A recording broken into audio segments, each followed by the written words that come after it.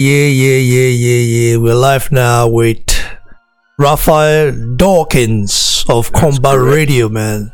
That is correct. So Raphael. I told you guys that we will be doing a collaboration, and now we're here. We're here to give you guys the latest news and talk about the unified heavyweight king of the whole goddamn universe fight against Andy Ruiz Jr.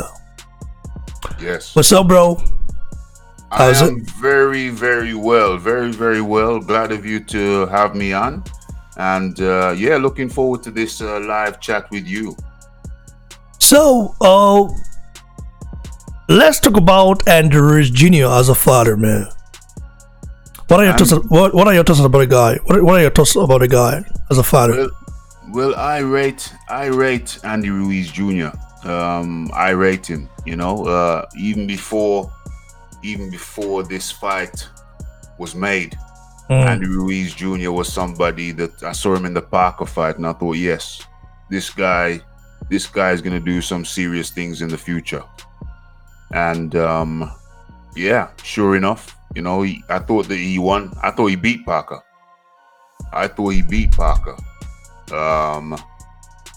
But obviously the fight took place in New Zealand, and they gave it to the hometown boy. It was a very, very close fight. So they gave it to Parker, and then Ruiz, he had contractual problems with Top Rank. They were his promoter. So he had problems with them, and eventually he managed to get out of his contract with Top Rank. Yeah. And now he's gone over to with Al Heyman, under the Al Heyman umbrella with BBC. So now he's got the opportunity to fight Anthony Joshua, and he's gonna bring it now, because he was in the dark for a while. Now he's got his chance to shine, and he's going to take his opportunity. He's got fast hands, Mexican style. Mexican heritage, Mexican style. He's got fast hands. He's a come forward fighter, and people underestimate him, but I think he's gonna bring it to AJ. He's gonna bring it to him. I think it's gonna be a much better fight than people realize.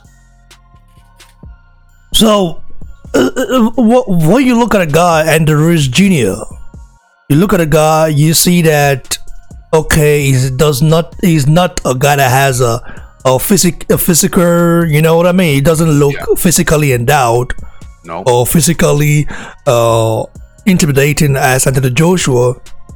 That's right. Do you think that really matters? That really matters in boxing? Does your physical, how to look really matters in boxing?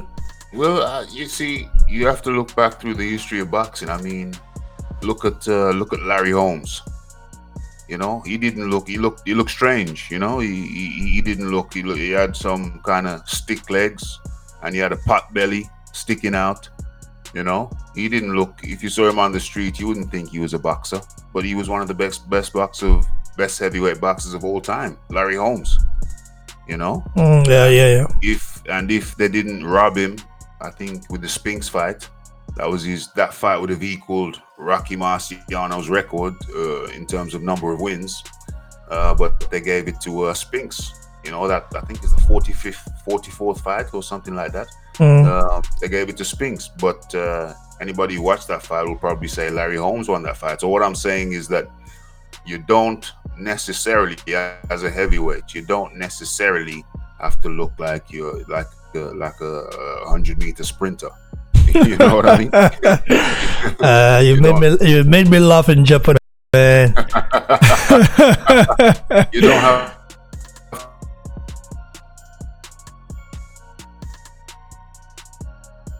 You there, bro? Yes, I'm here. Okay. 1 2. Yeah. Yeah. So I think people can be misled by the physique. Don't be fooled by the physique. Yeah. So don't worry about the physique. The guy okay. What do you think Andy Ruiz Jr. brings to the table? Like, Do you like? I watched a couple of his interviews. He looks like a guy who is quite sure of, giving the word an upset, like upsetting Anthony Joshua. Yeah, like, well, a guy he has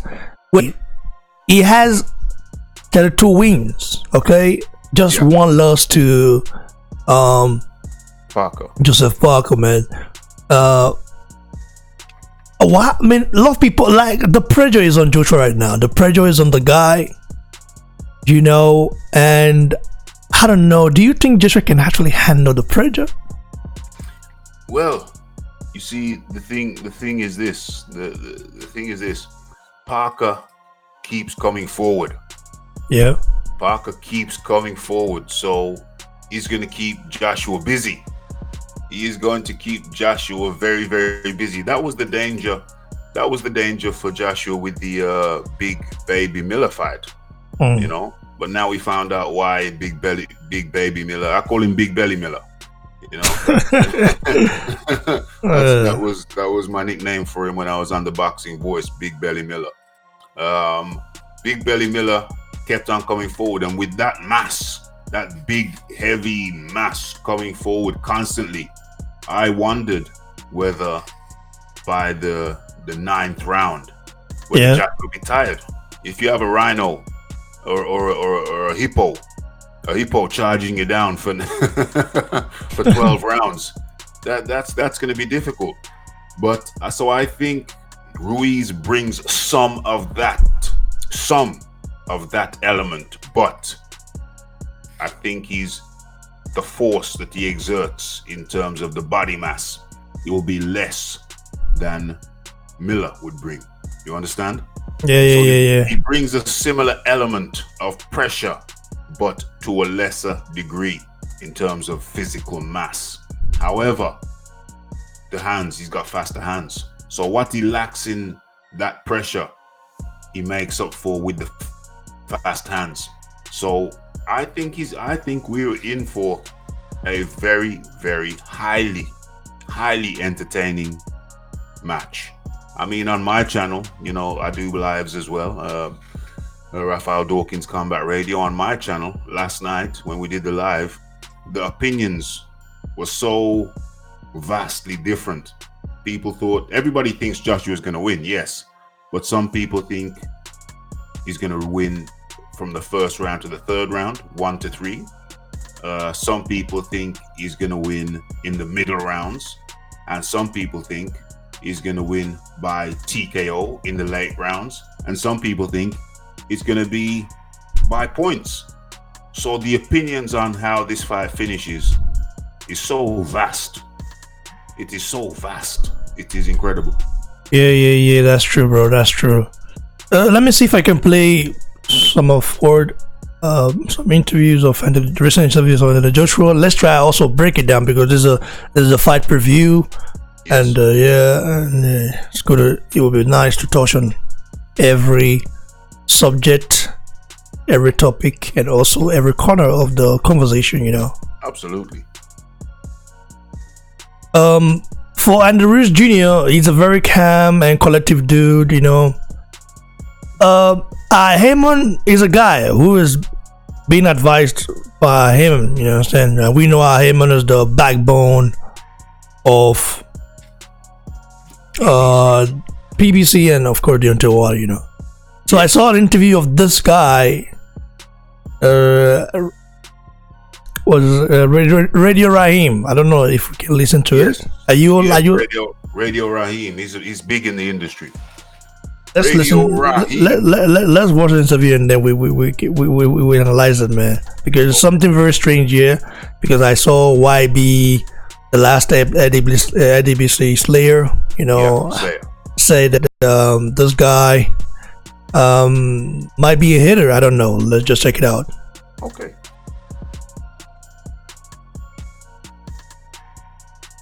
Good grammar and spelling are important. But if you want to write essays that inspire, in New York City, and I'm accustomed to interviewing you on Fight Week with a Bush. Nothing. You can get it, but you have to go to YouTube Live then. Okay, well, let me mute my mic to listen to it then. One second. Yeah. One second, or else it will be a feedback situation.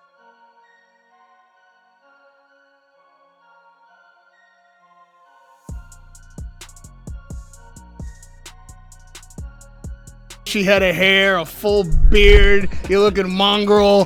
What's the difference, man? Why this time clean cut? Been in Miami. I've been in Miami, different scenery, but I don't know, I just got a good barber out there, and just like the old school. If you look at some of my old school pictures, I just said take it low, so it was lower than this. It's just a fight mindset, but rather than just leaving it out, rather than getting a proper fade, I just said just take it all off this time around. Now, something I'm not used to seeing, you got a bit of bruising and cuts up there on your face, shiner. Talk to me about what happened there. Oh no, that was just physio stuff really. No one really does that to me in sparring and stuff like that. So no, that was just more physio stuff. But that's it, yeah. What's physio stuff? You can hear it, bro, or not? Rehabilitation, recovery. Recovery, yeah. Now, I was just here last week, and I remember reading that you said you hoped that Dominic Breazeale lasted at least 9 rounds so your win against him could look better. That clearly didn't happen. Yeah. Talk to me about that moment when you saw that punch land and Breazeale dropped. Everybody knew he wasn't getting up. What was your first thought in your mind? Get up.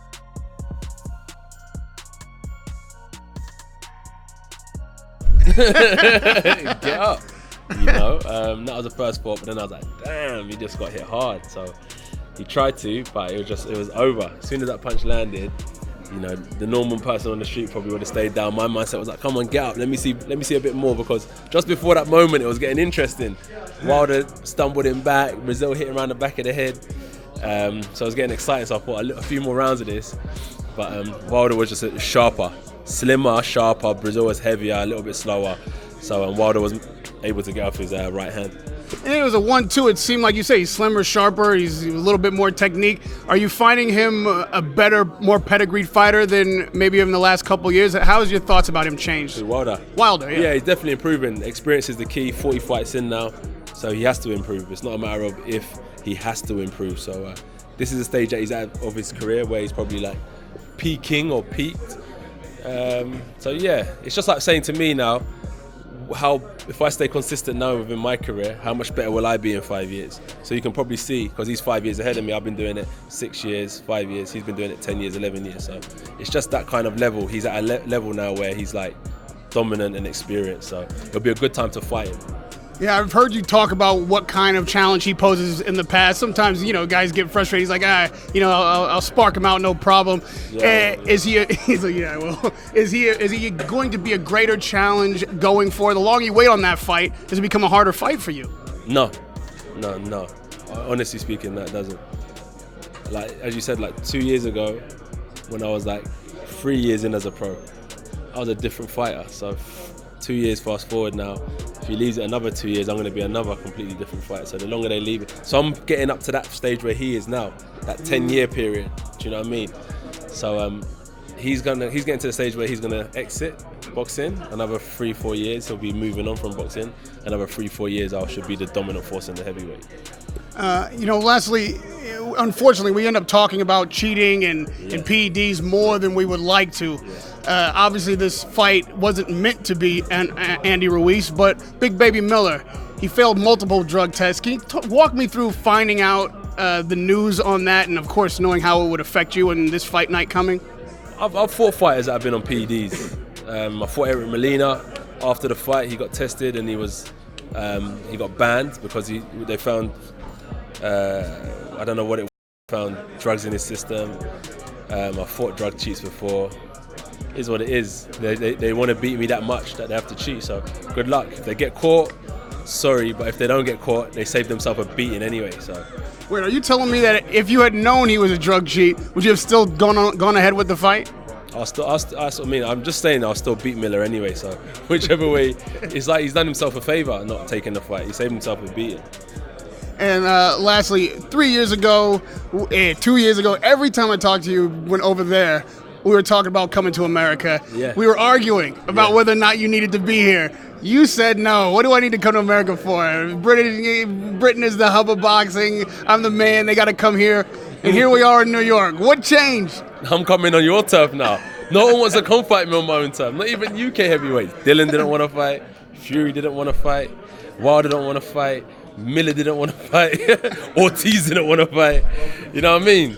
And then there's some talented heavyweights out there at the minute that are making their way up. But I don't think they're in a position where they have a lot of value at the minute. So that's the situation with that. And then with that being said, Andy Ruiz stepped up and I respect him for that. And that's why we're here in New York now. White is one of the guys that made some of the most noise about wanting to fight. You felt like he had been passed over for no good reason. Dillian White. Oh yeah. But it was like it was kind of doing him a favor. He's been like, I deserve my shot at the title. So he said, all right, no problem. That you're the man that wants to step to the plate. Here's all the titles. Here's a massive pot of gold as well. Why not take the offer? But he wants to go down the WBC route. So like I said, people know what they're doing. So good luck to them all. Do you think he really doesn't want the fight, or is that This is what we do for a living. I don't think it's like anyone doesn't want to fight. I respect everyone. Everyone's got a good team around them, but he just has a different route in his mind, and he didn't want to cross my route. You know, I talked to Tyson Fury, I talked to Wilder, now I'm talking to you, and each one of you tell me that he's the real heavyweight champion, and they give me their reasons why. Tyson says he's a linear champion, he's the real guy, nobody can beat champion until they beat him. Wilder feels like the WBC and being American makes him the most important heavyweight champion, and he's knocking everybody out. What's your case, or do you have one? What makes Anthony Joshua the real heavyweight champion? I don't know. I don't really care either. Well, maybe by Saturday night we'll find that out. It's a pleasure to have you over, man. Peace. Radio Rahim with Anthony Joshua. Oh, not you too. Oh, we almost got through it. Peace, man.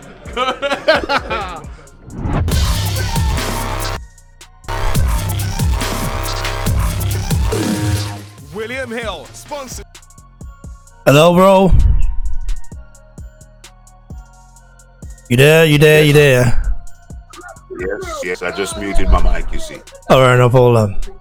You heard what the unified heavyweight king of the universe had to say when he was. No, is Ruiz Rahim a hater, or what do you think about that interview? Like saying, trying to force it on Joshua, trying to kind of, belittle Joshua, saying that, hey, you said you weren't going to come to America to fight, and now you heard what the unified heavyweight king of the universe had to say. Yeah. Oh, sorry, my bad. I still had the video.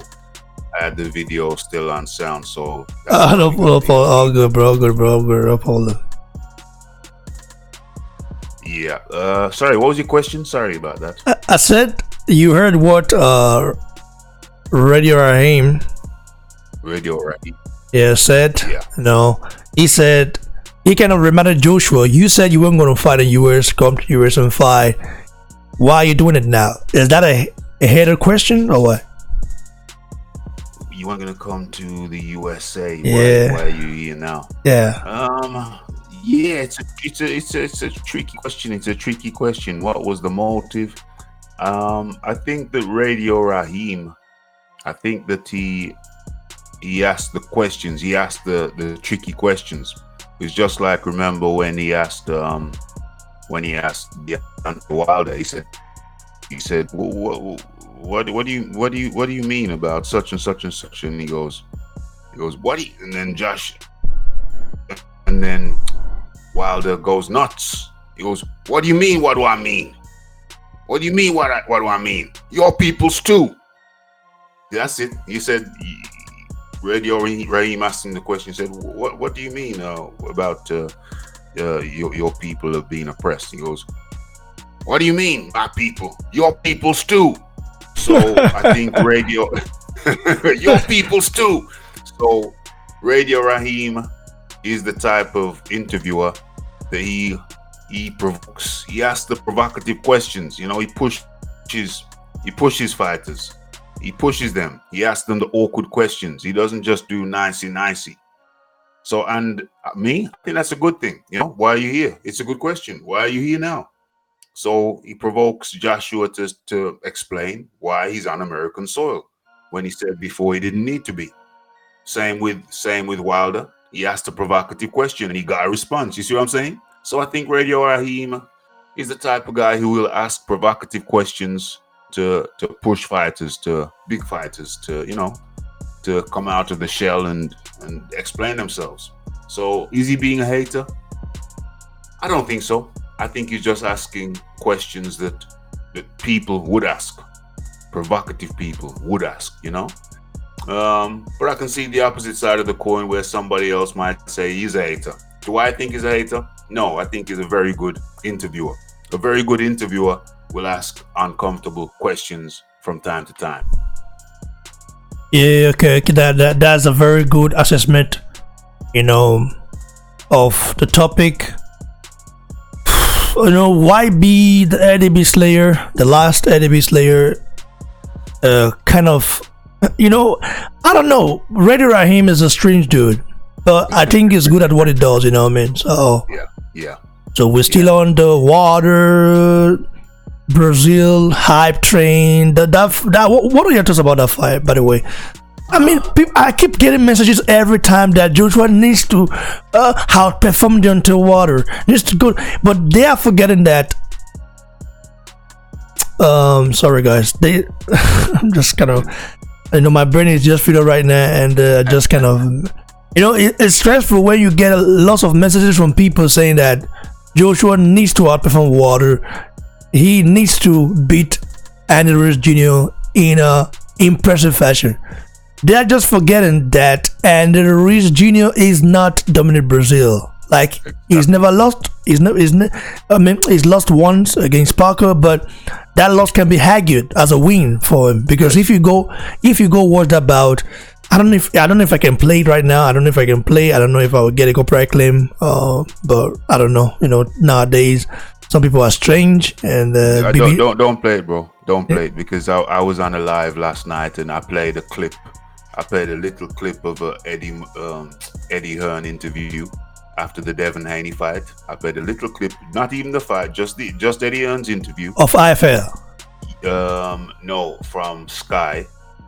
I played a little clip of Eddie Hearn interview. It lasted for about 30 seconds, and then when I looked, I'd received a YouTube notice saying, "Do not play copyrighted material again, and if you do, the stream will end immediately." Wow, really? And then when I finished the stream, it was a 2 hour 7-minute stream. When I finished the stream,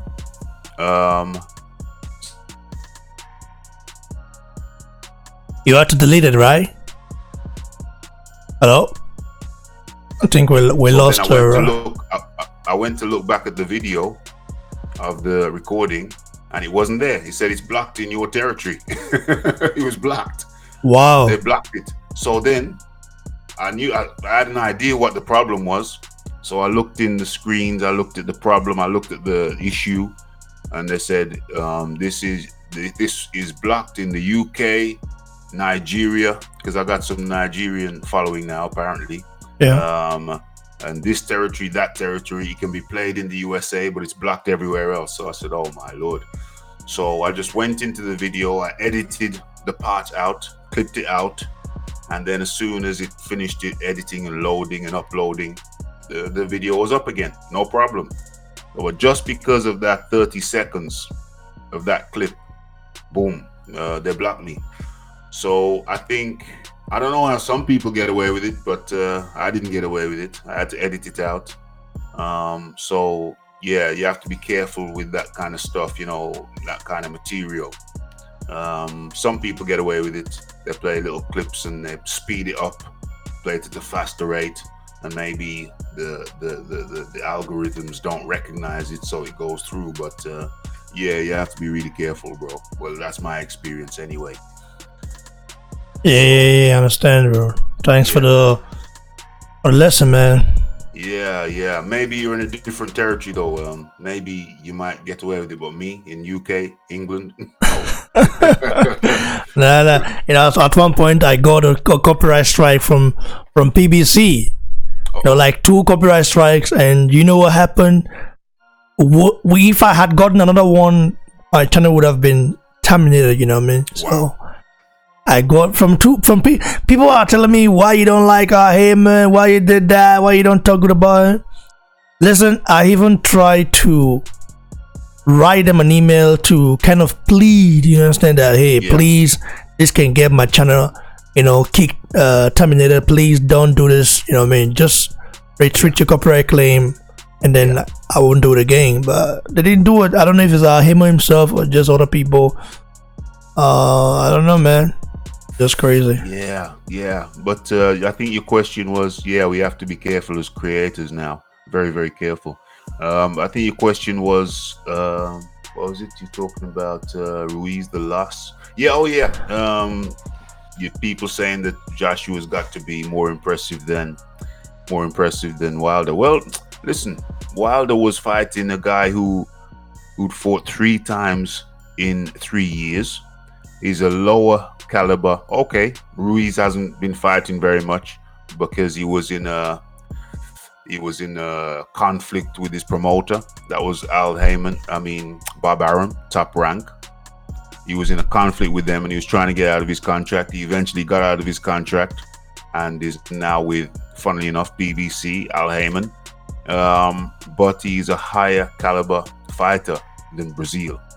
The two are not the same. Ruiz and Brazil are not the same.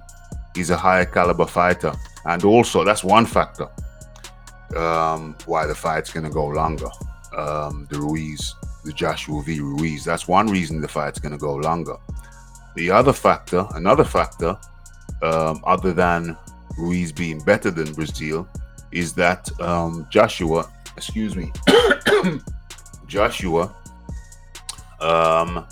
he is a more cerebral, mental. He thinks about the mental. He's a mentally safer, technically safer fighter. So the way Wilder fights, all out, winging shots. If you look at that fight with Brazil, I did a video and I called it the moment Brazil could have won the fight. When Wilder was attacking Brazil in the corner, Brazil had his head down and he just winged the shot. I think it was a left. He winged the left and he kind of staggered Wilder. Then he winged the right and Wilder's leg. Wilder started to do the Bambi dance. His leg went back. He staggered him. Brazil staggered Wilder because Wilder was going wild in the corner. He staggered him. And Wilder started walking backwards and he did 2 things. The first thing he did was he put his arms out like a mummy. I don't know if you ever seen the mummy, those old films, yeah? You dissing Wilder so bad, man. No. He put his hands out like the mummy. You're dissing Wilder so bad, man. The mummy, when the old black and white films with the guy wrapped up in bandages, the mummy. Put his hands out straight like the mummy. That's the first thing he did.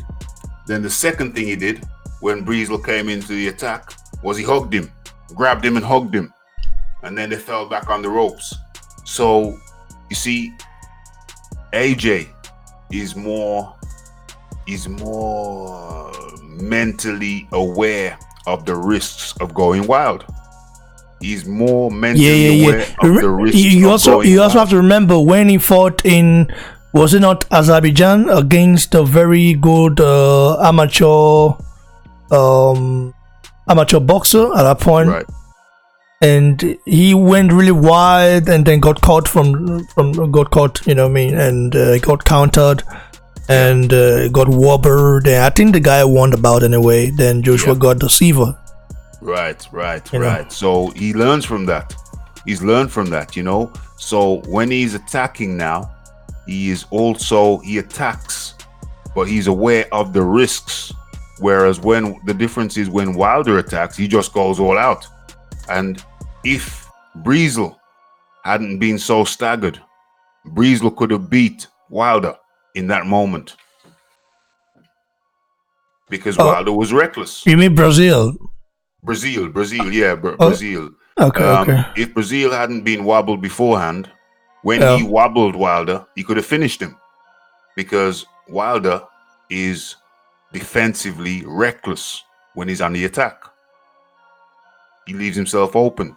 Now the difference is AJ is more defense minded. He realizes that things can happen. So he will attack, yes, but not wild like Wilder. Not wild like Wilder. If that was AJ in there and Wilder had got wild like that, AJ would have finished him. And Brazil actually countered Deontay Wilder, right? Absolutely. That's what I'm saying. He countered Deontay Wilder, and he hit him with his overhand right. So when he hit him with that, Wilder kind of wobbled and he backed up. Yes. He backed up because if he hadn't backed up, listen, we know people will come here and say it doesn't really matter. Wilder went in there and dealt with him and did that. It's not.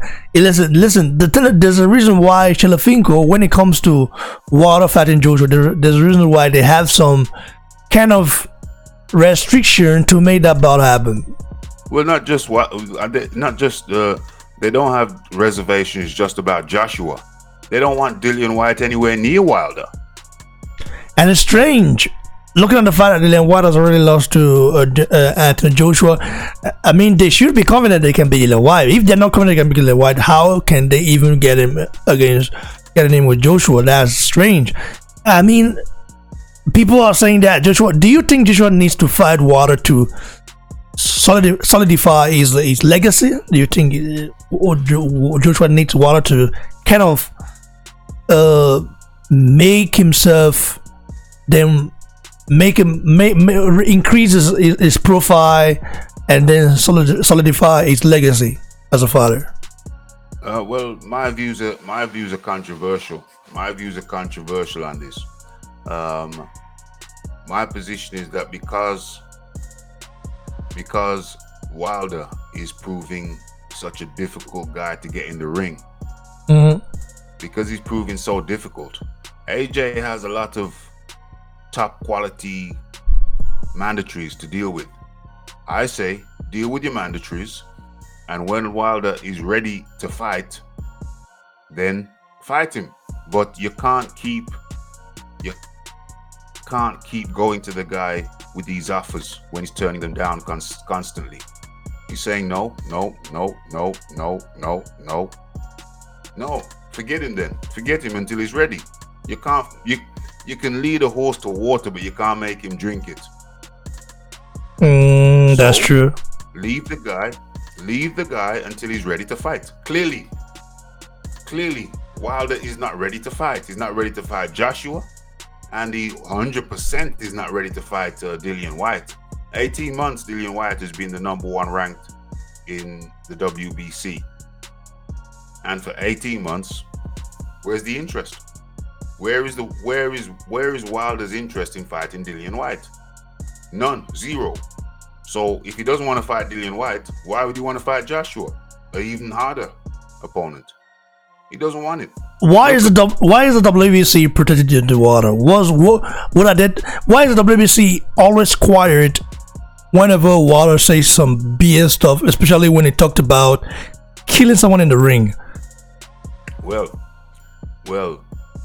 I think the truth came from Wilder himself. I think Wilder let the truth slip out. Wilder himself, in an interview with what's his name, the ex-heavyweight boxer from New York, Jerry Cooney. Jerry Cooney on Sirius FM, over in America, New York. Wilder was in an interview with Jerry Cooney, and he said, "I'm the champion of America. I'm the champion of America." And then Jerry Cooney had to step in and say, "Of the world. Of the world." He had to remind Wilder that he's a world champion, not an American champion. So where I'm going with this is that Wilder sees himself as the champion of America. For years, under the Klitschko's, they didn't have any belts in America. So that almost killed the American heavyweight scene under the Klitschko's reign. So now Wilder comes, he beats Stiverne. Stiverne fought for the vacant belt when Vladimir retired. Or was it Vitali? Was it, how did those? Yeah, Vladimir retired. Vitali retired. And that belt, the WBC belt, became vacant. And Stiverne, I think, who did he fight for the vacant title? I think it was Molina. I think Stiverne fought Molina for the vacant title. Stiverne won, and then Wilder beat Stiverne. And since then, since Wilder won that belt, almost 4 years ago now, they have been grateful to have an American champion, and they don't want that belt to leave America again for a long time. So Wilder is seen by the WBC and himself as the American champion. And they are very desperate after what happened under the Klitschko's reign. They are very desperate to keep that WBC belt over in America. There are financial reasons for that. Wilder fights under the Al Heyman umbrella with PBC, Premier Boxing Champions. And there are financial implications. You can build a show, use your heavyweight champion, you can build a show off that. You get 2 shows a year off a champion. We know that PBC have the TV deal with Fox Sports. So there are financial benefits to have an American champion in America, and they want to protect that. So yeah. America has actually gotten to the. I don't know what is. Listen, I don't want to be too critical or too. I don't want to chastise American boxing, but it's just strange looking at the era of Mike Tyson, Larry Holmes, Riddick Bowe, even Holyfield, and you look at it like back in the days, it was really no protection. Like American fighters were ready to fight anyone. Mike Tyson went to the UK and fought Frank Bruno. Yeah. I mean, he had no fear. And that was the Mike Tyson. Let's say that wasn't in his prime, already got out of jail, something like that, came back, and still went there and fight. Yes. But now, Deontay Wilder is not even willing, even though he fought Ollie Harrison in the UK. Yeah, but that was years ago when no one actually knew who he was.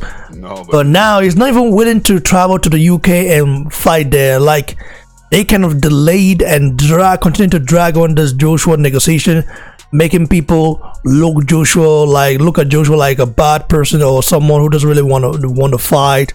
It's just kind of crazy. It's just pathetic in my opinion. America is now a joke. You know what I mean? They need another Superman. Maybe someone like Mike Tyson. They have them, but those guys tend to want to play American football than to box, because boxing takes years and years and years. You've got to, it's not easy. It's not easy. Boxing is not easy. I mean, Deontay Wilder is a lucky dude anyway. At the age of 20 years old, started boxing, and now he's here. I mean, and what do you think is what is the reason why you think Wilder is not getting the support he should be getting from the American fans? Why? Well, because Mike Tyson got all the support. Well, I mean, look at the difference between. I mean, Wilder is known for fighting subpar opponents. He's known for fighting guys you've never heard of. that he's built a career on fighting subpar opponents. Only in 2018, in the 10th year of his professional career, did he step up and fight Luis Ortiz and Tyson Fury. But throughout his career, if you pull up BoxRec and look throughout his career, he's been known to fight subpar opponents. Cruiserweights, small heavyweights, So his career has been very, very protected, highly protected, and he's only just stepped up in 2018 and the reason he stepped up, he would still be fighting cherry picks, but for the fact that they saw how well AJ was doing, they saw how well Joshua was doing, and the benefits of taking risks. You know, because Joshua was in a 50-50 fight. Well, actually, I don't know. I think Vladimir might have been the favorite in that fight. But he took the risk and he got the rewards. And so I think Wilder's people saw the benefit of taking a fight which looks riskier. There are financial benefits to that. There are status benefits. You know, they saw AJ's status go through the roof. Boxing commentators around the world were talking about that fight, and it left Wilder very much in the dark, in the shade, and they didn't like that. So they thought, we need to step up our profile. We need to go on a public relations campaign, and so that's the reason they stepped up. If it wasn't for AJ, Wilder would still be fighting cherries, and as a matter of fact, it looks like he's going to be fighting another cherry, because in my opinion, the reason that Ortiz lost that fight with Wilder was because of old age. Also, you just brought something to my knowledge right now. What was the 7th round all about in that Ortiz Wilder bout? Why was Wilder given time to relax, and the doctor had to check up on him? You know, whether it's hot or something. What was that? What was that? He was not injured. Well, it's protectionism. It's very clear protectionism. There's no ambiguity. There's no doubt. Even Paulie Malignaggi, he's the only guy that had the balls to kind of question that decision.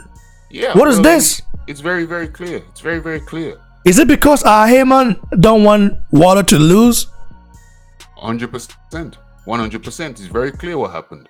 He was getting beat up in the 7th round. I have to give a shout out to one of my loyal subscribers. Ped is in the house. Thank you, Ped. I've just seen him in the comment section. We'll get to the comment section. The comment section soon. Guys, we just discussed it right now. We'll get to you guys very soon and answer all your questions. Absolutely. You know, don't worry. We've got time. Yeah. We got more videos coming soon. We got more video after this live stream. We got more to do and just talk about things in general, and also lots of news out there. Me and Dawkins, I would like us to just give our thoughts on, and then I'll post those ones later, man. And also, if you guys want to join us, just add me on Skype at Boxing.center. Then you give your opinion. You know, this, everybody's welcome. I'm right here with Raphael Dawkins, right? Excellent. Dawkins. You've got Dawkins. It, my man. Dawkins Combat Radio. Go subscribe to this man. You know, he's one of the realest guys in boxing. I appreciate that. Period, man. One of the realest guys in boxing, period. You know, even though myself, people say I'm a real guy as well. Sometimes I know I'm biased. When it comes to Nigerian fighters, I'm biased sometimes. Well, you know what I mean? Everybody has biases. I'm biased. I know that myself, because I'm a real Nigerian supporter. You know, I'm a Nigerian. I support every Nigerian, both born in the UK, born in America, born in Poland, born in Italy, born in Thailand, born in China, born in everywhere. You know, I support all fighters, man, who are Nigerians. But that does not mean I don't have my own thoughts. You know, when like a DFR Jagba age issue that came up when I got sent some information about him being older than 25 years old, I reported about it, but Nigerians didn't like it. They got a lot of bad messages, but still that can't stop me. You know, I have to report it. You know what I mean? Yeah. That's how it is. I'm biased, but I also have, you know, a logical brain which I can reason with. If I see something is not right, I report about it. Yeah, I can't confirm F.J.'s age because I'm not experienced, but I've been told by someone who grew up around the guy, say, hey, yeah. They say the same thing. They say the same thing about Chisora. Chisora, was it born in the UK or born in Zimbabwe? Zimbabwe. I don't know about that, man. I cannot confirm because, but Cesaro, in my opinion, looks like maybe 45. Well, I don't know. Like, I can't confirm or deny, but you can tell. You can tell. Just look at the facial structure and how deep and strong he is, man. You can look at it. Just look at it. The face. You can just get there. Okay, just like Samuel Peter. Samuel Peter. Yeah. You know if you know Samuel Peter? I remember him. Okay. Hell of a big guy. Yeah. Big. Do you think he's really 38 years old? I don't know. I don't know. I don't know. Okay, let me see if I can show you a picture of the guy. I mean, you've seen it. You've seen the recent picture anyway. He just had a fight. Any recent pictures? You haven't seen the recent pictures. Samuel Peter. Isn't that the guy from back in the day? Is this a new guy? The guy that fought Klitschko. Back in the day. Back in the day. That's the same one. Yeah, that's the same one. Samuel Peter. Yeah. So I don't. I mean, he might be 50 or 60 something. 50 or 60 something. He's a Nigerian, but I have to keep it real, you know. So I have to keep it real and keep it real. But yeah, well, you have to look at Latte as well, the guy who fought. Richard Latte. Yeah, I heard he's 27, right? 45. He was supposed to be 20. He was supposed to be 25 minimum. The internet, man. 45 minimum. 45 minimum. That guy was supposed to be 25. Richard Latte. Oh my gosh. Oh, so what were you saying before about water and we were WBC about, protection? Yeah, we're talking about the 7th round. You guys, so we'll get back to you guys very soon on the live chat. Don't worry, we'll get back to you. We'll read all your comments before we log off here and then do something else and talk about all the topics. But that will have to be on the record so I can post it, then directly. So, 7th round. What happens? What do you think will happen if Joshua loses this fight? Let's just sound. Yeah, let's just. No, sometimes there's always if. Yes. Always if in everything you do. There's always if. What if this happens? How do you feel? How do you think the outrage from Deontay Wilder fanboys will be like if Joshua loses bout? Whoa. Well, for a start, it's always going to be more likely that AJ loses a fight than Wilder, because Wilder, he fights cherry-picked guys. We know that. Yeah, that's true. So he's just eating a bowl of cherries. Even Fury was a cherry-pick because Fury was just coming out of rehab. Fury was a cherry-pick for Wilder because he was just coming out of rehab. Wilder never thought that Fury still had it in him. No way. No way. So even Fury was a cherry pick gone wrong. They didn't think that Fury was going to come with what he came with. Ortiz was a cherry pick because he genuinely. Come on, you can't tell me you can't tell me Ortiz is less than 49. You can't tell me Ortiz is less than 49. So Ortiz lost due to old age. If Ortiz was 10 years younger, if he was the age he says he is, you'd have won that fight. So Joshua fights real live dogs. And so he's always going to be more likely. If Joshua cherry pick, he might just fight guys and then his record might just move up to 100 and whole. Yes. But because Wilder, Joshua coming to the scene was a bad signal to Wilder, because Wilder and his team's plan strategy was just to keep fighting bombs after bombs and after bombs, and then beat the Mayweather record, and then start promoting a guy like the best in the animal who's been knocking out guys. And I think Joshua coming to the scene, Joshua. The fame, the credit, that should have gone to Wilder, went to Joshua. Yes. So Wilder kind of felt a little bit really jealous of Anthony Joshua. Like, why is this guy getting so much praise?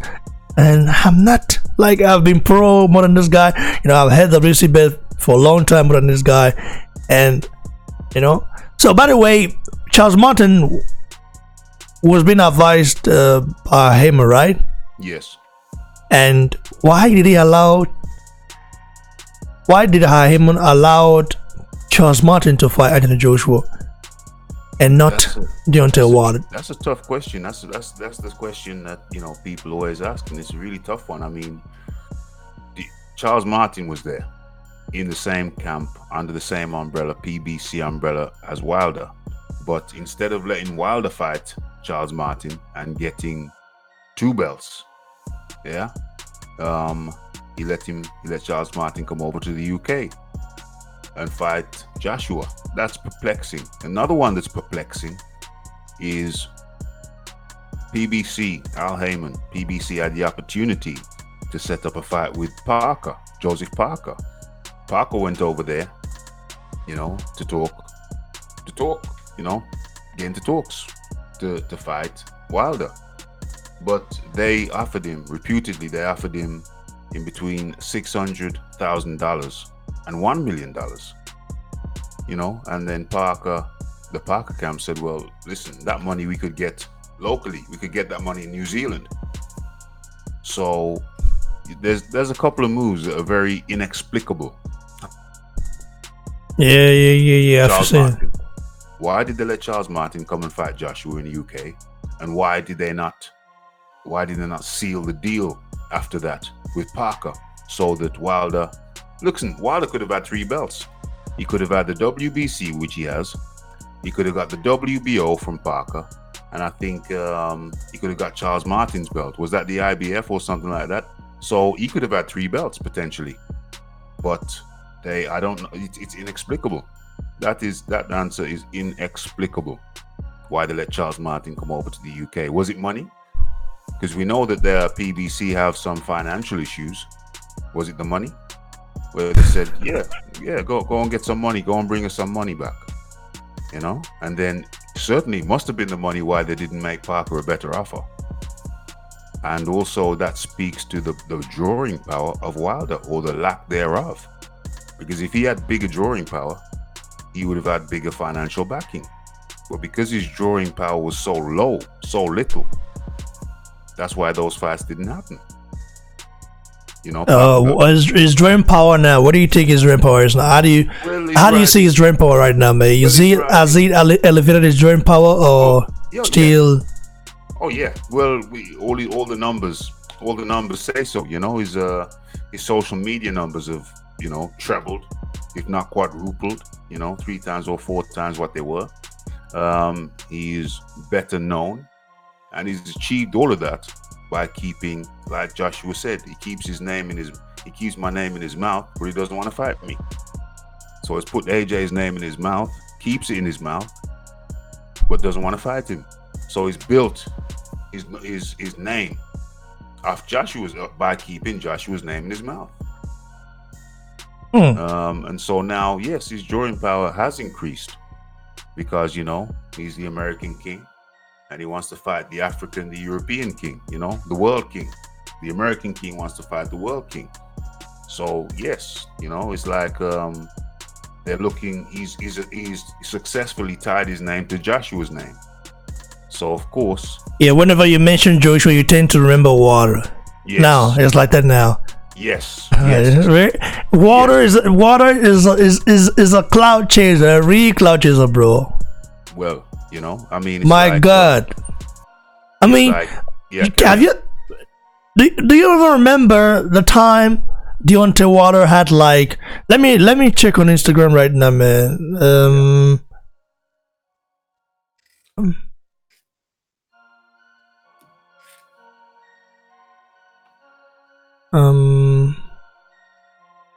By the way, you guys should go follow me on Instagram at the Boxer so that you can see it. So follow me, DM me, write me, talk shit about me, or nice, man. Every opinion matters. So you see, you can look at Deontay Wilder's Instagram followers. Do you remember before Wilder started calling out Joshua and making all this noise that he made, you know, regarding fighting Joshua and all this stuff, all this crap that he did? He only had like 400,000 followers. That's right. But after that, his followers increased, especially when people thought that Joshua didn't want the bout, didn't want the fight. Yeah. You know, it just increased all of a sudden. It's just crazy how it happened. And also, for you to know that Joshua is a real worldwide star. Yes. Look at Ruiz Jr.'s Instagram page right now, man. Yeah. Now you see, he's growing fast. Before the Joshua bout got announced, this guy only had like 19,000. Right. 19 to 20,000 followers. Yes. And that's been there for, I don't know, for how many years, I couldn't even count. Yeah. And after the Joshua bout got announced, his Instagram page got verified. Yes. You know, got verified immediately. A week after that, got verified, and then his followers just rose up from 20 to what it is. Still going up. And he actually put up a great fight against Joshua. Yeah. Or you know, this upcoming weekend, if he actually even if he doesn't win, but try to, you know, give his all, he's gonna rise up. Because whenever Joshua fights someone, their profile tends to just rise and just explode. You know what I mean? Oh, absolutely. I mean, look at Coca-Cola. Coca-Cola was the leading brand for that type of drink. But people always look around. Well, what else is there? They always look around. Yeah, we got Coca-Cola. What else is there? And then you saw the rise of Pepsi. You know, you had Coca-Cola, and they were the standalone. They stood alone, and then people looked out and said, "What else is there? What else is there?" And then came Pepsi. So when you attach your name to the leading brand, that will inevitably raise your brand, as people look around to see what the competition is. So, by the way, Joshua's name is trending right now on Google, huh? Right. On Google, Joshua name is trending right now. It's trending since yesterday. His name has been trending, you know. Yeah. And he hasn't even fought yet. The name, oh my God, the unified heavyweight king of the whole universe. Hello. Yes. That's all. Yes. Absolutely. And plus, he's in America now. Madison Square Garden. God, he hasn't even before Deontay Wilder fought in Brazil. His name wasn't trending like that. Right. And you just go look at your Google search right now. Just search for Joshua. You see his name is trending. Right. Trending right now. You know, and people are saying that DAZN. Oh, by the way, what are your thoughts on DAZN? I would like to hear you, speak on that, man, as well. Yeah, well, absolutely. Well, DAZN, they've shook things up. They've shook up the market. They've gone over there to America, and they've caused a stir. They have caused a huge stir, and as a matter of fact, that could be one of the reasons why. That's another reason why. The hold up with Joshua v Deontay Wilder, because Al Heyman, obviously, he's a direct competitor to DAZN, or DAZN is a direct competitor to him. So there's once again fear on that side of allowing their guy who fights on Fox to go over and fight on DAZN. And then of course we have the ESPN now, so that makes it even more fragmented, because ESPN don't want to get left behind, so they signed up Fury. So the game is very fragmented right now.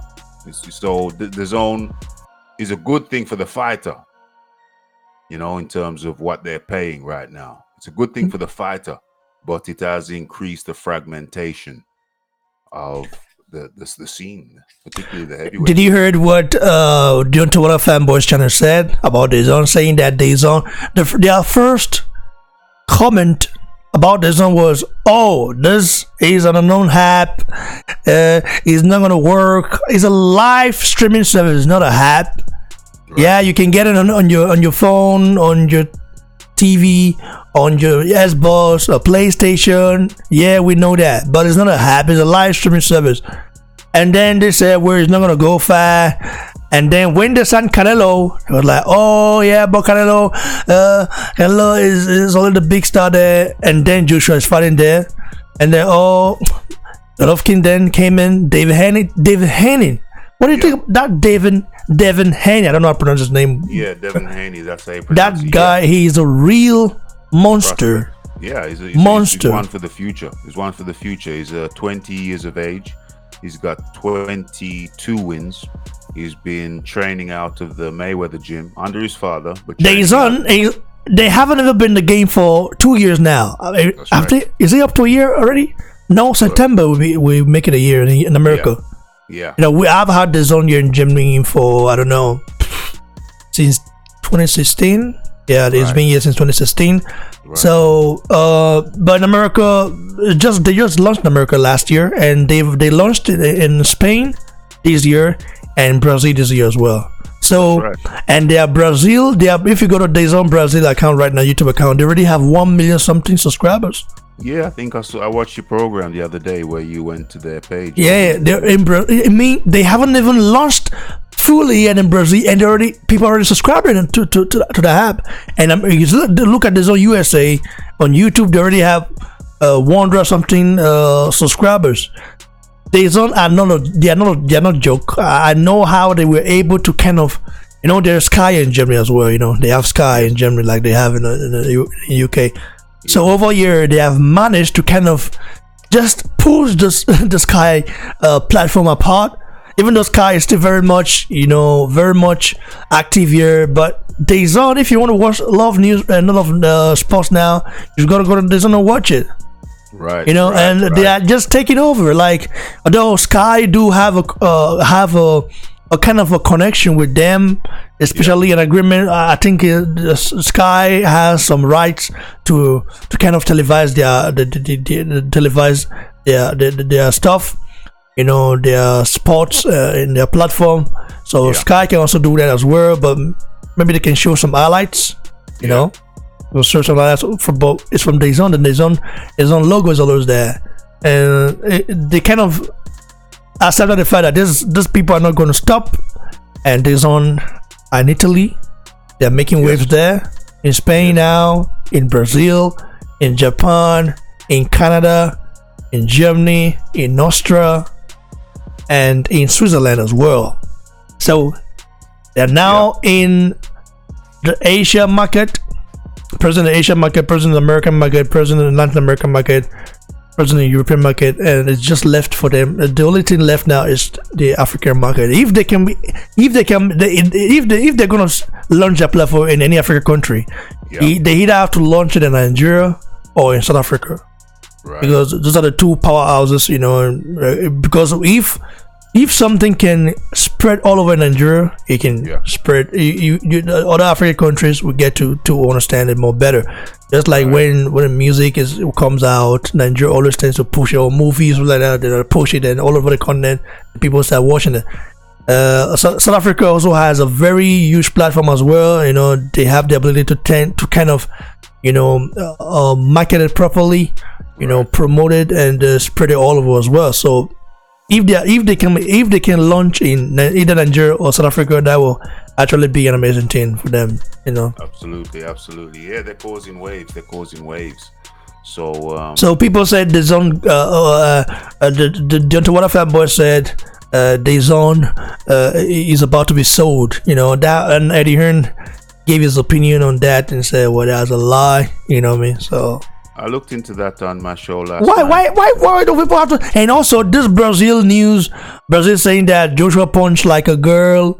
That's fake, because I actually got in contact with a team member of the Brazil, and he told me Brazil didn't say that. Never said Joshua punched like a girl, or never made any negative comment towards Joshua. Brazil is not even happy with the stoppage. Like, you don't report about that. He's not happy with the stoppage. He felt like, okay, could have continued. We know that we was already, out of his feet. We know that if the ref had given him time to kind of fight, maybe allowed him to continue to fight, Water would have used as a windmill style. That windmill is not a joke. That windmill is not a joke. When when Water sees you and say, this guy's weak, now he goes wide, and that windmill can do something. The windmill is like a propeller. Oh my The goodness! windmill is like a propeller. So you would have took him out if the ref did the right thing.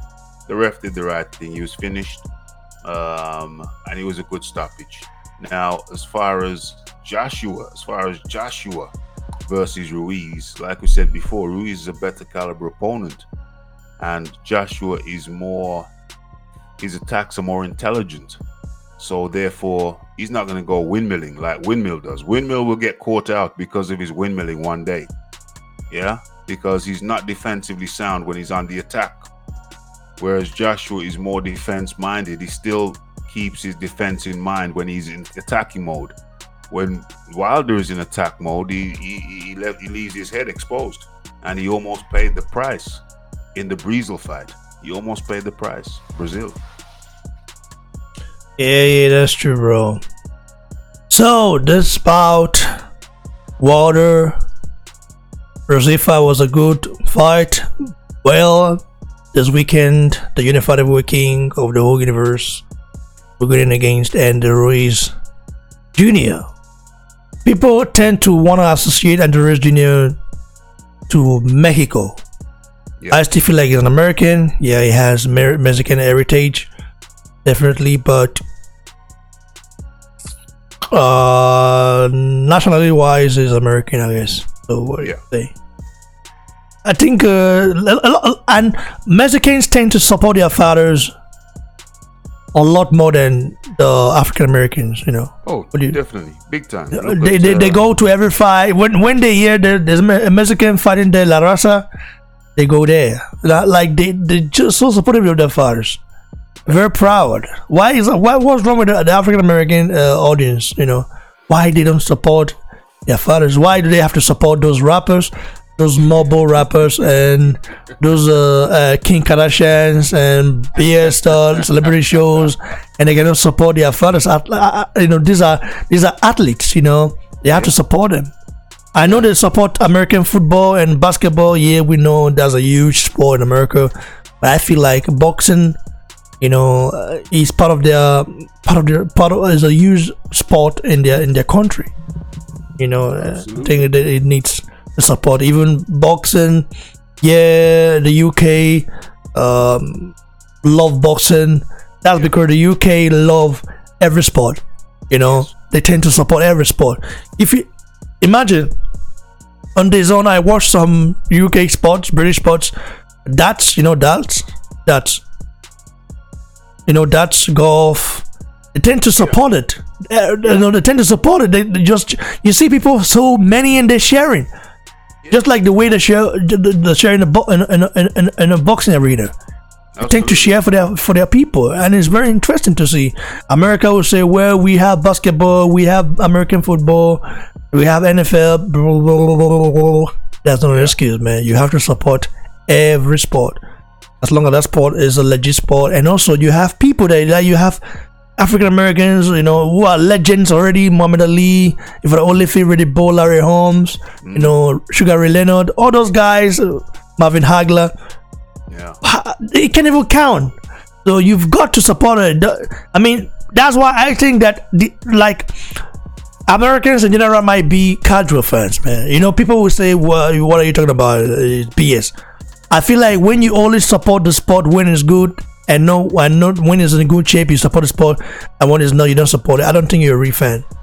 Well, maybe they talk about it more than they support it. They love talking about it, but they don't support it as much as they talk about it. Talk about it. I don't really think so. Well, no, I mean, I'm talking about the media. The American media love to talk about boxing, but as far as the African Americans are concerned, obviously they're not going to the fights as much as they should do. So what I'm saying is that the media, the YouTube American media, talk about it more than the African Americans support it. They're always talking about it, but where's the support? Where's the actual physical buying the tickets, going into the show. You understand what I'm saying? Yeah. So they talk about it a lot. But they You're talk right. about it more than they support it. Anyway, let's read some live chat before we log off here, man. Or Yeah. log out. You can go. You can read it, man. Can you see it? Yeah, I can see it. Yeah. You read the most important ones and leave others hatred. I mean, I've seen some hate here. People are just hating on each other. Yeah, you know, can't you just? Why can't fight fans just discuss intellectually Yes. instead of trying to hate on one another? You know, when during the Daniel Jacobs and Canelo bout, I saw so many hatred from Mexican fans towards Daniel Jacobs. You know, calling the guy NIGGA stuff like that. Really? Wow. Yeah. He said, yeah, this black star. Man, what the hell is that? I never saw that. What the hell? Yeah, I saw it because of during the weigh-in. You know, DAZN live streamed it, and I saw so many hate words, hate comments. You know, it's just crazy. It's not good. I don't like. And the same thing with Manny Pacquiao and Floyd Mayweather fight. There were just too many sentiments involved in it, and so many people just took it personal. And the fighters themselves, they saw it as a business. As you know, and America, they tend to take advantage of such issues. Yes. Take advantage of it, and they make money of that.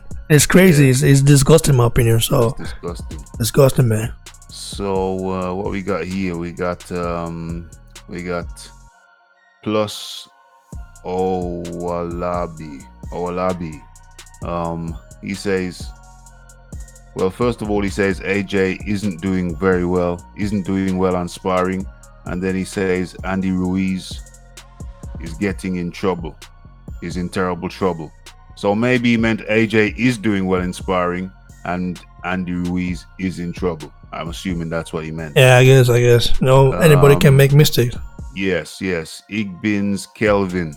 I wish AJ success on his upcoming fight. Yes, absolutely. AJ is not doing good in sparring, my thought. Andy Ruiz give AJ big problems. Okay, so I don't know. He's contradicting himself. Plus Aloabi. Where are we? Are you the one who were on the BFTB's lives, right? Yeah, that's me, Moonshine Blade. You won that? Yeah. It's on my channel. Best fight the best. It's on my channel, man. You know, I had some debates with him. Some very well known. You didn't know? Listen. I always, anytime that guy go live, yeah, I always watch it because I watch it and then I sleep. I use his live stream to sleep because all he talk about is all. I don't want to insult the guy or criticize the guy, but I feel like the guy is just more than deluded, even more than water. Worse than water. And every time he talks, I just go there. I don't even say a word. I just go there and just close my eyes and listen and then sleep off. Fall to sleep. Yeah, I've had a couple of very, very, very big debates with him. Very, very big debates. And they're on my channel, my friend. You should check them out. They're highly entertaining. I saw some of it. I saw some of it. Yeah, highly entertaining. Highly entertaining. That guy. I will try to get in touch with him for collaboration. I want to really see I want to. It's good sometimes to get in touch with him, with such people, and just have an intellectual conversation. Yeah. If he can handle it. I mean, he can, believe it or not, he can, when he's off his platform.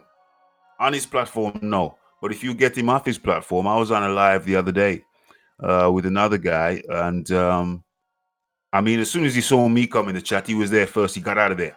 As soon as he saw my picture pop up, he said, oh, yeah, I got to go. I just got to say this. I just got to finish up with this. As soon as he saw my picture come up, he was like, I'm out of here.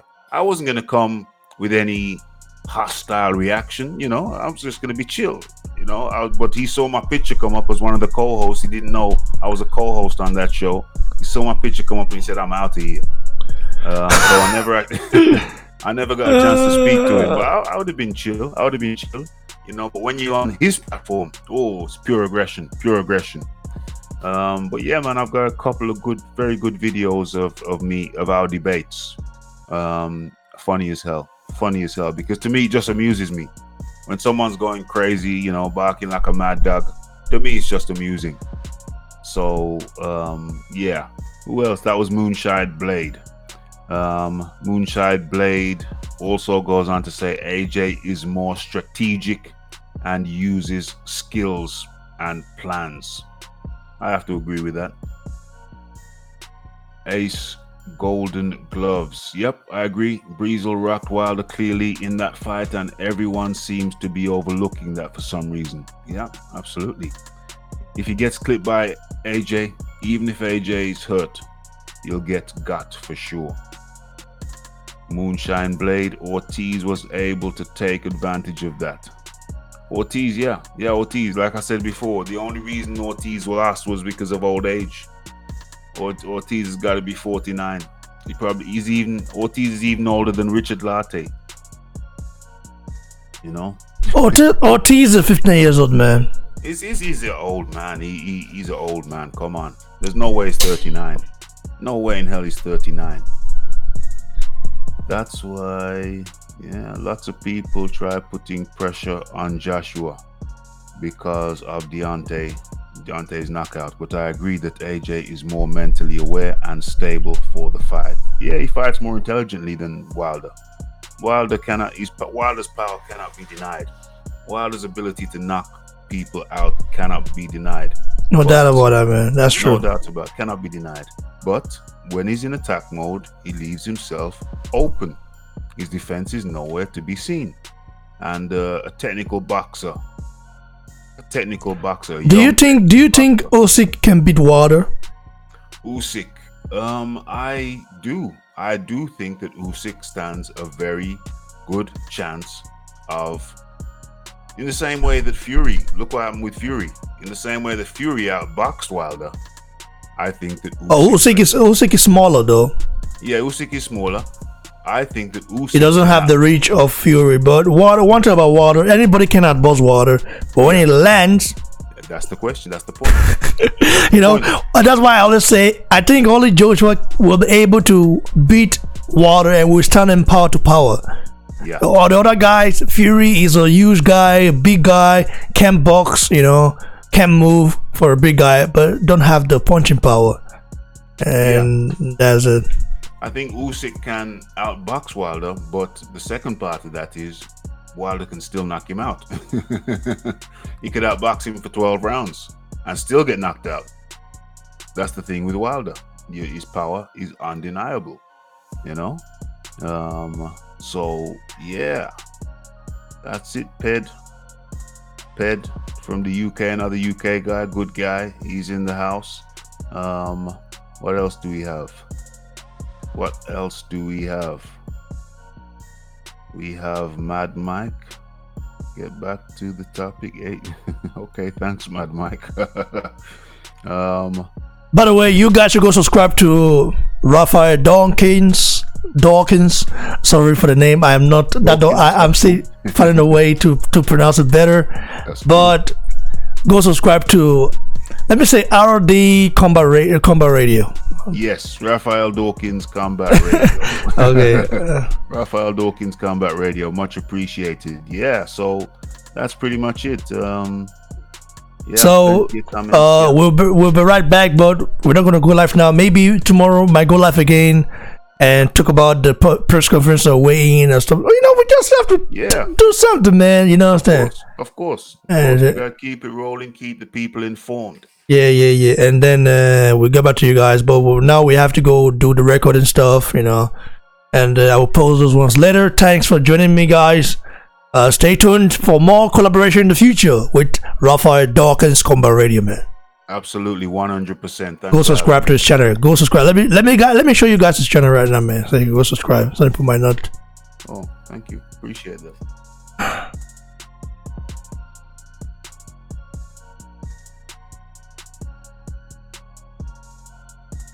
Yeah, so we probably like Boxing Block Center said, we'll probably be back tomorrow morning.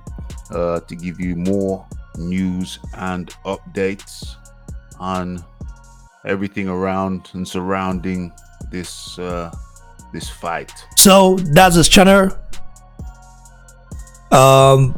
Subscribe to him. So subscribe here, take his channel, support the man. You know, he's a guy who's very unbiased. You know, keep it real, keep it 100. Yeah, listen, I'm biased sometimes, and I can admit it because I'm a huge supporter of Nigerian fighters worldwide, and a lot of you guys who follow me know that. But still, I have a logic, thinking as well, which means I'm not a fanboy of any fighter. If any fighter does something wrong, I keep it real with them. You know what I'm saying? So, right. Thanks for the support so far. I appreciate it, guys. And by the way, I will launching a new YouTube channel with my real name. There I can talk about other things as well, because some people have been asking me, let's talk about politics, let's talk about entertainment, let's talk about music stuff. I always say, I don't know yet, because sometimes you don't want to spoil shit, So I'll be launching. Let me see if I can find the one here, but I don't think so. But let me see. If you guys go subscribe to that one, I'll start posting videos there soon about other stuff. I might even link up with Raphael Dawkins. I think he knows stuff about life, and he's also a hustler as me. Me. Yeah. Not from the struggle I came from, but he's also a hustler, because you can tell from the way people talk, and sometimes you look at how they kind of express themselves. These people, they've been through hell and back, and they know what's going on. Understand? So about life. you understand? So no one is perfect. We're just learning. And let me see if I can 100%. I can get a channel. So you guys can go subscribe, and I appreciate the support so far from a lot of you guys, man. I'm very, very grateful for that. Absolutely.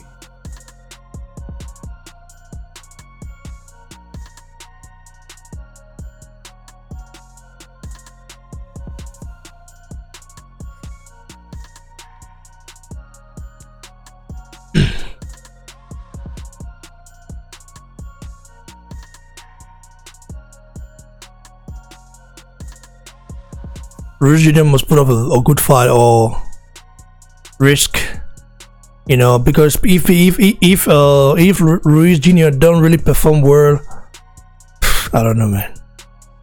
I think all we know is fit. He had a fight 5 weeks ago, went 5 rounds, so we know Ruiz is fit. There's no question about that, and I think he's gonna bring it, man. He's gonna represent himself well. I think AJ is gonna win, but I don't think it's gonna be some kind of blowout. I don't expect some kind of quick blowout. It might be, but that's not what I'm expecting. I'm expecting a good fight, and I'm expecting a good fight. So guys, let me show you guys my other YouTube channel. You guys should go subscribe. That's my real name, by the way. So go subscribe to that channel, so that you can get the latest news of other stuff regarding politics stuff. I want to talk about all those things, man. I have experience, and I don't want to be using this platform to kind of promote such stuff, especially when some people might find it a little bit too sensitive for them, and everybody have their own mentality, their own opinion on things. Yeah. So go subscribe to Raymond FA. Yeah, that's my middle name, by the way. Then that's me, my last name. Can you pronounce it? Let me see. No. Pronounce it. Say it. No, just you can see. Try pronounce it. Is he on my screen? Hold on a sec. Let me see. Yeah. That's I see it now. Let me see. Raymond FA Adibe. Abd.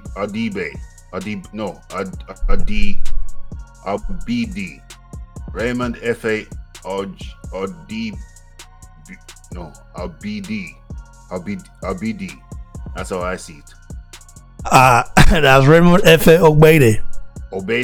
But this G, this G, not Og. This GBE in my language is gbe. Just like you see GBA, ba, a jagba.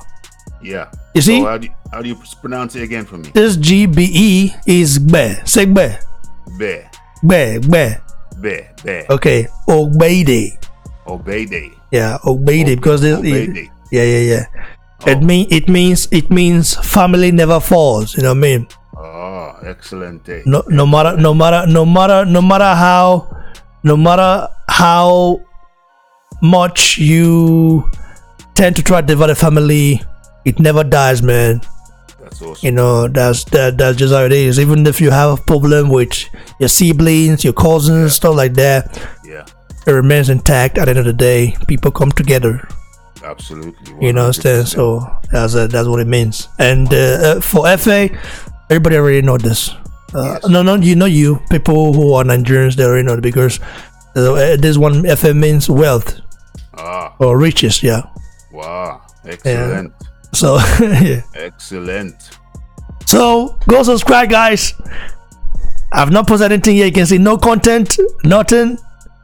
Not yet. Yeah, there's a personal. I've had this YouTube channel for account for like since 2014 January 21.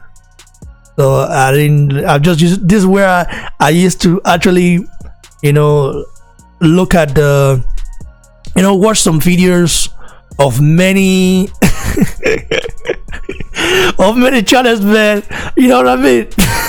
Like, Yeah. look, I'm subscribed to a lot of channels here, and like I look like this through this YouTube account, I kind of knew about what's it called? Deontay Boston Nation. Yeah. I used to admire that guy a lot. I mean, I had lots of respect for the guy, and all of a sudden he turned into a fanboy, man. Deontay Wilder. All of a sudden, it's just crazy, man. It's crazy. I used to watch Dante as well. What happened to the guy? Why? I don't know. I mean, when I was just, when I didn't really use YouTube very much, I just occasionally would pop on and watch some boxing. He was one of the channels. Him and who else? Who's that guy who always wears the sunglasses? The guy Who is the guy? The guy who always wears the sunglasses. The light-skinned guy. Ego. Boxing Ego. Oh, is there light skin dark skin issue in UK as well? Light skin, dark skin. I don't know if it's a issue anywhere more here than anywhere else.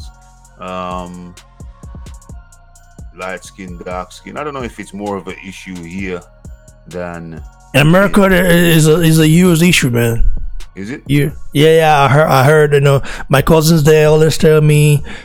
I don't know. America is just different, man. They like. I mean. I wonder how that country is so united. Why you say United States of America, but in reality, it's not united. No.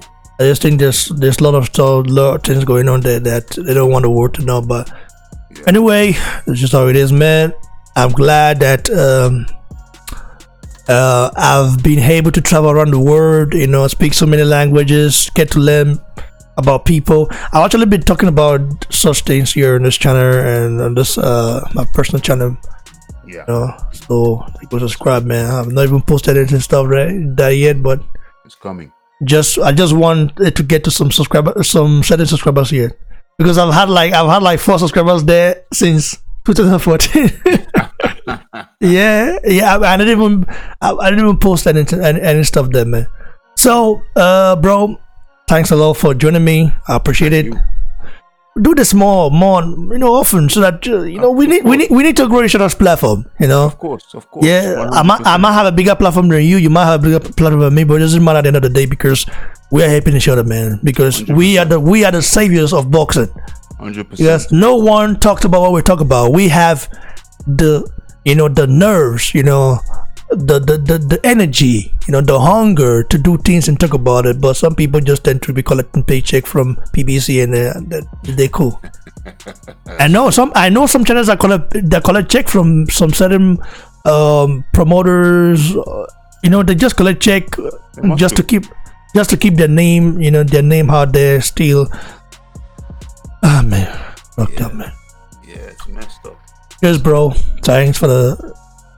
Let me end the live stream right now, man. Then we get to the record and stuff. Stay blessed, guys. Stay blessed. 100%.